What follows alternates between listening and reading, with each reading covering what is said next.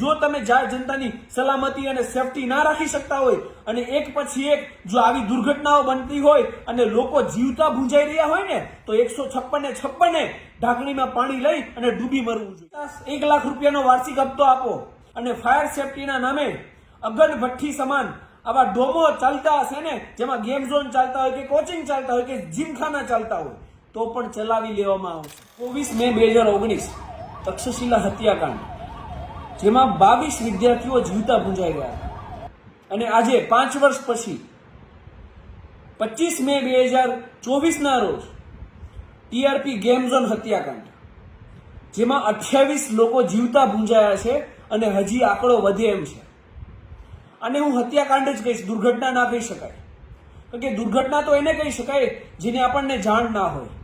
આપણને ખબર છે કે પત્રના ડોમના નામે આપણે એક અગન ભઠ્ઠીઓ ચાલુ કરી છે અને એ અગન ભઠ્ઠીઓમાં ગમે ત્યારે કોઈ પણ વ્યક્તિ એ જીવતો ભૂંજાઈ જાય એમ છે અને એમ છતાં પણ આવી અગન ભઠ્ઠીઓને આપણે ચાલુ રાખવા દઈએ ને ત્યારે આને હત્યાકાંડ જ કહેવાય અને કોઈ પણ પ્રકારે દુર્ઘટના ના કહી શકાય। આ દુનિયામાં સૌથી પીડાદાયી કોઈ મૃત્યુ હોય ને તો એ મૃત્યુ છે આગથી અને એસિડથી જીવતા સળગીને મરવું।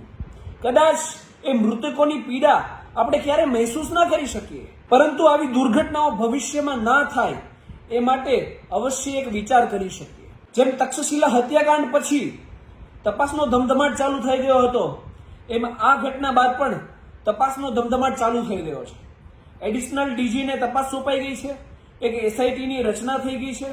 જેમ તક્ષશિલા વખતે એસએમસી ઓફિસર, ફાયર ઓફિસર, બિલ્ડરો, જે પણ કોચિંગના સંચાલકો હતા એ તમામ ઉપર ફરિયાદ થઈ હતી, એમ આ ઘટનામાં પણ તમામ ઉપર ફરિયાદ થશે એ સ્વાભાવિક છે। પણ એ ઘટનામાં પણ એક નેતા જેની ભલામણથી આ એક અગન ભઠ્ઠી સમાન ડોમ ચાલુ થયો હતો ને, એ નેતાનું નામ કોઈ જગ્યાએ નહોતું આવ્યું અને મને 100%ની ખાતરી છે આ પણ ઘટનાની અંદર કોઈ નેતાની ભલામણ વગર, કોઈ પણ ફાયર સેફટી વગર, કોઈ પણ પ્રકારની પરવાનગી વગર આ અગન ભઠ્ઠી સમાન જે ગેમ ઝોનનો ડોમ ચાલુ થયો હતો ને એ કયા નેતાની ભલામણથી થઈ હતી ને તપાસમાં ક્યારેય બહાર નહીં આવે। હરેક દુર્ઘટનાના મૂળમાં ભ્રષ્ટાચારી અને બેમાની હોય છે। જે ફાયર સેફટી હોય, ચાહે ફૂડ સેફટી હોય, ચાહે રોડ સેફટી હોય કે અન્ય કોઈ પણ વસ્તુ હોય, અહીંયા એક પેટર્ન ચાલે છે ખાસ કરીને નગરપાલિકા, મહાનગરપાલિકાઓમાં કે તમે 25-50-1 લાખ રૂપિયાનો વાર્ષિક હપ્તો આપો, પછી ફૂડ સેફટીના નામે તમે ઝેર પણ લોકોને વેચશો તો ચાલશે, રોડ સેફટીના નામે મોટા મોટા ખાડાઓ રોડમાં હશે તો પણ ચાલશે, અને ફાયર સેફટીના નામે અગન ભઠ્ઠી સમાન આવા ડોમો ચાલતા હશે ને, જેમાં ગેમ ઝોન ચાલતા હોય કે કોચિંગ ચાલતા હોય કે જીમખાના ચાલતા હોય તો પણ ચલાવી લેવામાં આવશે। હરેક ઘટનાની મૂળમાં એ ભ્રષ્ટાચારી અને બેઈમાની હોય છે। અમે 156 આપીને તમને છૂટ્યા છે, એટલા માટે નથી છૂટ્યા કે તમે રોજ સવારે ઉઠીને રીબીનો કાપવા નીકળી જાઓ, આવા ગેરકાયદેસર ડોમોમાં તમે ભલામણો કરો, ત્યાંથી હપ્તા વસૂલી ચલાવો।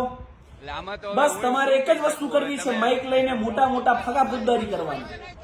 ટેક્સ આપીએ છીએ, વિકાસના કામો તો તમારે કરવાના જ છે, એમાં કોઈ ઓપ્શન નથી તમારી પાસે, પરંતુ એની સાથે સાથે તમે જાહેર જનતાની સલામતી અને સુરક્ષા માટે શું કામો કરી રહ્યા છો, બેઈમાની અને ભ્રષ્ટાચારીને નાથવા માટે તમે શું કામો કરી રહ્યા છો? કહીએ જ નહીં, શૂન્ય છો તમે એની માટે। અને જો તમે જાહેર જનતાની સલામતી અને સેફટી ના રાખી શકતા હોય અને એક પછી એક જો આવી દુર્ઘટનાઓ બનતી હોય અને લોકો જીવતા ભૂંજાઈ રહ્યા હોય ને તો 156 ઢાંકણીમાં પાણી લઈ અને ડૂબી મરવું જોઈએ। તમારી નૈતિક જવાબદારી છે કે તમે જાહેર જનતાની સુરક્ષા અને સલામતી રાખો અને બેઈમાની અને ભ્રષ્ટાચારી ઉપર અંકુશ ચલાવો। તક્ષશિલા હત્યાકાંડમાંથી તમે શીખ્યા નહોતા તો આ બીજો એક હત્યાકાંડ અમારી સામે આવે છે। તમે જાહેર જનતાની જીવની વેલ્યુનું કેટલું આંકલન કરી રહ્યા છો? અને મને તો શરમ આવે છે તમારી આ વાત જોઈને કે મૃતકોને તમે 4 લાખની સહાયનો લોલીપોપ પકડાવો છો, જ્યારે તમે વિકસિત દેશો હારે તમારી તુલના કરો છો। અમેરિકામાં જ્યારે કોઈ એક વ્યક્તિને 1 વર્ષની ખોટી સજા પણ થાય ને, નિર્દોષ હોય તો એને $50,000 સુધીનું કમ્પન્સેશન આપવામાં આવે, જે 50 લાખ રૂપિયા થાય 1 વર્ષની કિંમત। આ એક વ્યક્તિ આખો મૃત્યુ પામ્યો છે અને એ ગેમ ઝોનની અંદર ગયો તો એક વસ્તુ તમે સ્વાભાવિક બુદ્ધિ તો ચલાવો કે 1000, 2000 કે 5000 ટિકિટ દઈને પોતાની 4 વ્હીલ ગાડી લઈને ગેમ ઝોનમાં ગયો હશે, એ વાર્ષિક 10 લાખથી 20 લાખ કમાતો હશે, એ કોઈ ગરીબ પરિવારમાંથી નહીં હોય, સામાન્ય મધ્યમ વર્ગીય પરિવારમાંથી હશે, તો એને સહાયના નામે તમે 4 લાખનો લોલીપોપ આપો છો એને?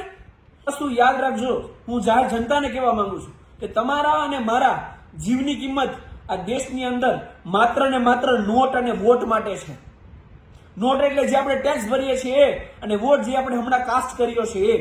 વોટ તો આપણે આપી દીધો છે, એટલે કદાચ આમાં પણ કચાશ રહેવાની છે, કારણ કે જે સ્વાર્થ છે એ નીકળી ગયો છે. તમારા અને મારા જીવની કિંમત આ દેશની અંદર જ્યારે આવા બેઈમાન રાજકારણીઓ છે ને, ત્યારે તમારા અને મારા જીવની કિંમત માત્ર ને માત્ર એક કૂતરા અને બિલાડા જે જીવન જીવે છે ને એના જેટલી છે. જે મેં કૂતરું અને બિલાડું રોડ અકસ્માતમાં ગમે તે રીતે મૃત્યુ પામીને એની કોઈ નોંધ ના લઈને એ રીતે તમે જીવતા ભૂંજાઈ જાઓ ને, તોય તમને 4 લાખ રૂપિયાનો લોલીપોપ આપવામાં આવે છે. જેટલા લોકો આમાં ભોગ બન્યા છે ને, એમને ન્યાય આ રીતે ના મળે 4 લાખના લોલીપોપ આપવાથી. એમને ન્યાય ત્યારે મળ્યો કે ભાઈ જ્યારે આમાં તટસ્થ તપાસ થાય, બેઈમાની અને ભ્રષ્ટાચારી જે આવી ઘટનાઓના મૂળમાં છે એમાં સંપૂર્ણપણે અંકુશ આવે. જે 156 ચૂંટ્યા છે ને, 156 આ ભ્રષ્ટાચારી અને બેઈમાની કરવામાં નહીં, પરંતુ એને નાબૂદ કરવામાં પોતાનો સહયોગ આપે ને, ત્યારે તેમજ જેમને 4 લાખ મળ્યા છે ને, 4 લાખ નહીં 4 કરોડ ઓછામાં ઓછા એમને કમ્પન્સેશન રૂપિયા આપવામાં આવે. અને હરેક બેઈમાન પછી એમાં આ ઘટનામાં સામેલ કોઈ નેતા પણ કેમ ના હોય, જેને ભલામણ કરી હોય એને પણ આરોપીના લિસ્ટમાં નાખવામાં આવે ને, ત્યારે આ વિક્ટીમને સાચો ન્યાય મળ્યો કહેવાય. એટલે જનતાને જાગૃત થવાની જરૂર છે, નહીં તો આવી ઘટનાઓ બન્યા જ કરશે.